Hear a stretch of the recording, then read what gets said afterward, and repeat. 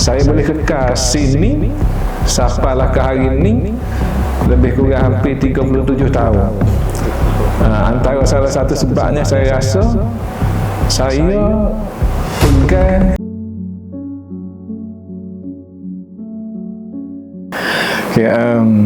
saya start sini bermula pada 1 bulan 12 tahun 89. Jadi sampailah ke hari ini dekat nak pecing dah esok. Jadi saya masih lagi di sini. Jadi maknanya orang pernah tanya apa ni, apa ya jadi boleh kekal. Orang lain duduk 5 tahun, 6 tahun pindah, 10 tahun pindah. Jadi apa ustaz boleh kekal sampai sini, sampai sekarang ni. Jadi saya mudah je dari segi hijau, maknanya saya tak menolak. Saya turut je apa orang suruh. Buat tak buat belum tentu. Tak belum tentu. Jadi kadang-kadang kita buat, kadang-kadang kita tak buat. Jadi orang pun tak kata gapo. Jadi lepas tu pula saya boleh kekal sini sampailah ke hari ini lebih kurang hampir 37 tahun.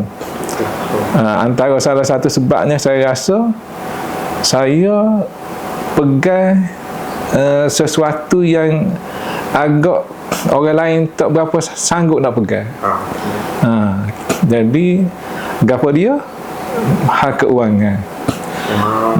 Walaupun sekolah ada khani, tapi sekolah ni ada satu tabung yang tidak masuk kira dalam audit. Jadi tabung tu nak orang pegang dan nak kendalikan dia tu dengan betul. Hak tu. Jadi daripada dulu saya masuk, lepas tu saya terlibat dengan kedai kebajikan sekolah. Lepas tu bila orang hak utama jaga kedai kebajikan sekolah tu pindah sekolah, jadi benda tu saya yang jaga.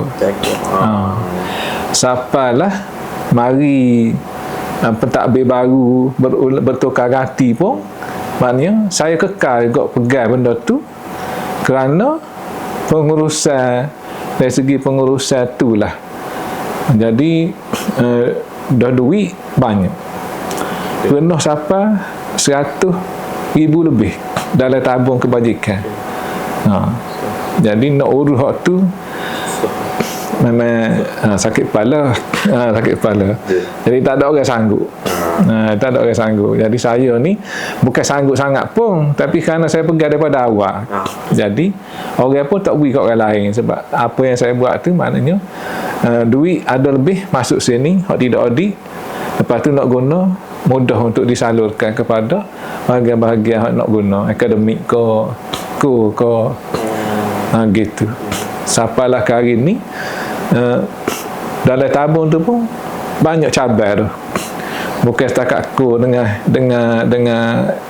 apa ni kebajikan je, banyak dah lain pula. Sebab duit-duit yang dipungut daripada pelajar kemudian tak perlu masuk kepada audit. Kalau masuk ke audit susah nak buat tubik. Nak guna susah. Kena ada sebab tertentu. Gitu. Jadi saya pun suka sebenarnya jaga benda gitu, saya pun suka. Sebab tu ya, saya sebab itulah antara satu sebab yang menjadikan saya ni kekal sini. Dia menjadikan saya ni kekal sini. Lepas tu selaginya mungkin kerana saya ni turut je gapo follow je, gapo hak tak bina saya follow je.